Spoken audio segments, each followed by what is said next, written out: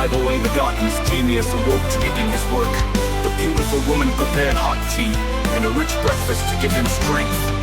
As he sat down at the table, his children came and he placed them on his knees to kiss him. When the meal was over, the woman got up and gave him a sweet kiss to light his heart. So he got up and left the house and went to the stable where his beautiful horse was. He took it out and tied it with a saddle and bridle and immediately mounted it to go to his work. As he passed the dirt road to his house, he stopped and turned his head behind him. At the door there stood his wife and children, sending him sweet kisses and greeting him. When he saw this and this, he rejoiced. His soul slowly began to take its path. Many hours passed. It was afternoon. He got on his horse. He returned home. It began to get dark at home. As he had arrived, it seemed strange that there was no light.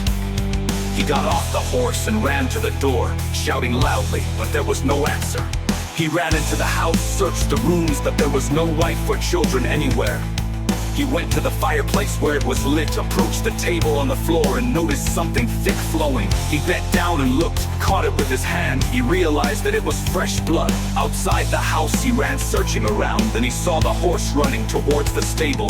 Running, he followed behind his horse. Going inside, he slipped and fell on the roof. His hands were full of blood. When he looked, it fell from above like dripping water. When he raised his head, his soul was devastated. They were hanging upside down, their throats were cut. He took them all down, took them into the house, and laid each one on a bed.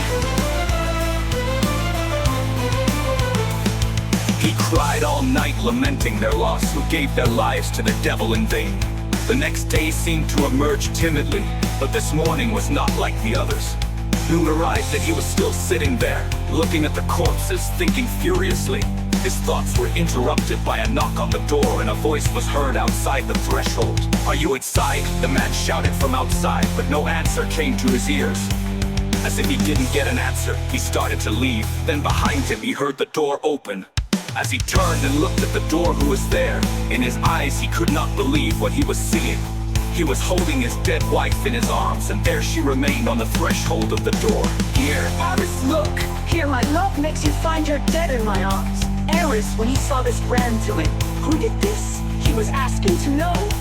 I wish I knew he would be dead now, but the time will come to avenge the unjust massacre. I am by your side. I will be by your side. We will find the murderer and you will get revenge.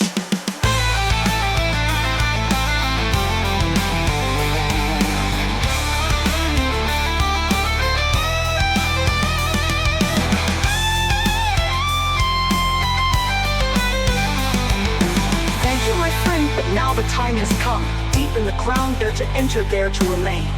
Quickly, the sad news was learned. Friends and relatives gathered to comfort him.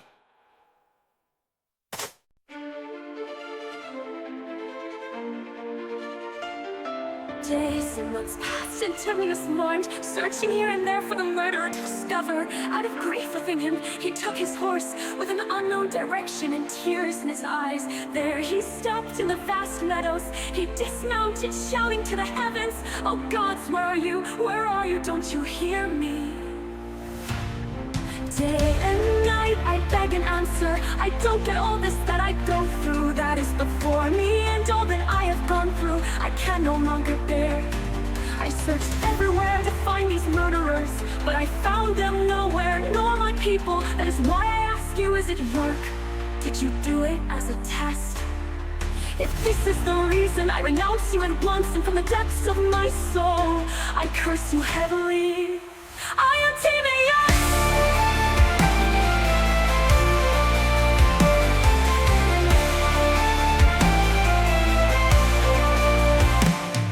With anger in my heart for the evil that happened to my family, I helped them all from the bottom of my heart.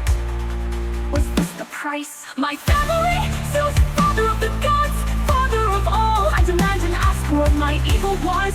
He rose from his knees, spreading his hands with a rage of complaint without fear. Send me death, I am not interested. I only asked for an answer to take revenge. Then why has evil come into my household? I don't get all this father slaughtered in the ground. Is this my fate? Is it my root? I always shared good, was this my evil? You chose everything without knowing it. You chose your fate with your own decision. We simply gave you a soul inside a body with a mind and a heart to choose correctly. What were my mistakes? That's all I ask. Tell me what I asked for, what I endure. I think I went to Zeus, break her pure heart and begged her for compassion. That timaios would show him there below with tears in his eyes. He waited patiently for an answer. For the sake of daughter Athena, I will give an answer once. I will tell you without repeating it, and I'll listen carefully. Open your ears where everything is said, then you will understand. Rain stopped falling, no sound was heard. The thunder stopped absolute silence. With his head high, the sky you see, he saw through the clouds.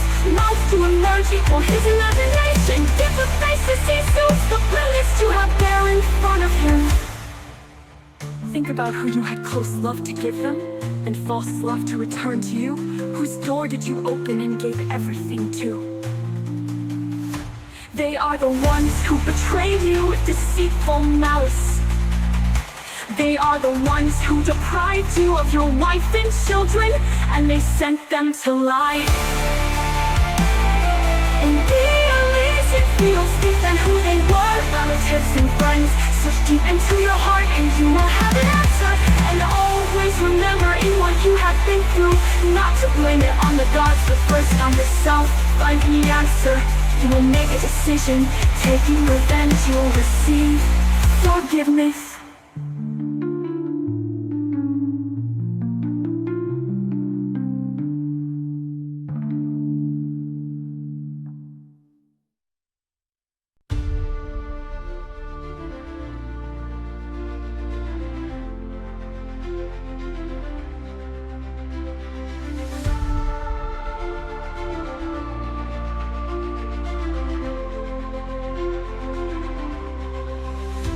So the face disappeared from before him, like the darkness of the sky is so blackened. An answer quickly came to his mind. Who were the culprits for this tragedy?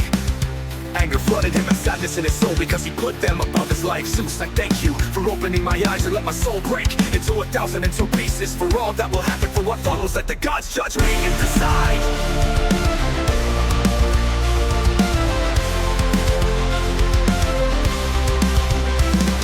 Anger, he began revenge, to take death like a river, to sow weapons and swords from his house. He went to take arm himself and slaughter those who angered him, those who wept with him. For the evil that happened, they were his enemies. His two best friends, who he thought were his brother-in-law, and his sister's son, went first to his friends' houses to look, because it was their time to pay with blood first. If he didn't find them, but there he continued, and went to his brother-in-law's house to massacre him. But he was missing, so he wondered if they had noticed him and fled to save themselves. But he didn't flinch. He started and went to the house where his sister's son lived. He saw light coming from the doors of her house, and as he approached, the hatred flared up in the distance. He got up and slowly walked to the house. He approached and stood at the door.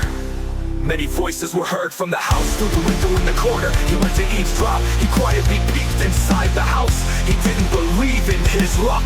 If this is luck, everyone he was looking for was there in front of him. So for a while he sat listening to them mock him. They were mocking the ignorance he had in his soul and the suffering that had passed before his life. His nerves broke out in a cold sweat. His hair stood up from his shock when he heard how they died in a horrible way, and how they were tortured by taking their lives. Wonder took over his deceitful mind. What could have been the murderer's reason? And when they finished with that, they looked for a way to find a suitable time to kill him. He quickly got an answer to this question. His life was there for a reason, and then he slowly approached the black door, knocked on it twice, and waited for it to open. His nephew was the one who opened it and was surprised to see him, but he never had time to say a word.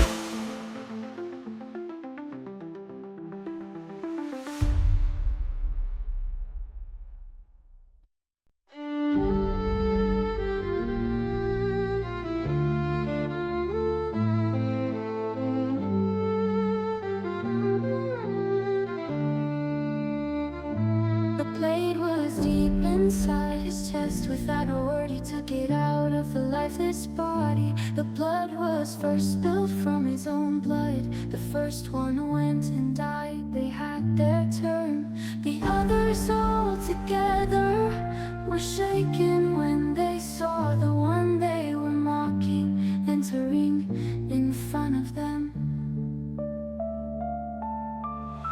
His eyes were fiery as if he was looking at everyone, and the land that they knew like a wild wolf was they begged him to give them life. But in response, he gave the taste of the blade, and it was his brother-in-law's turn to pay with blood down there on the floor, his blood to flow. So he proceeded to the supposedly friends. He cut them off and took their heads at once. Did you ask me to pity you?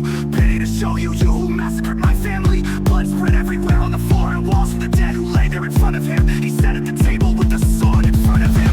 His hands were on the hilt and tears in his eyes. I hope your soul rests peacefully for so long that you have been in the Elysian fields. I took revenge for you, for the unjust murder of those who committed it and left me alone at home. Since I no longer have any without your warmth, I will ask the gods to come there to you. So he started with the lost destination. He simply went wherever the road took him. He waited for his fate to cut his thread and for death to find him and take him with it.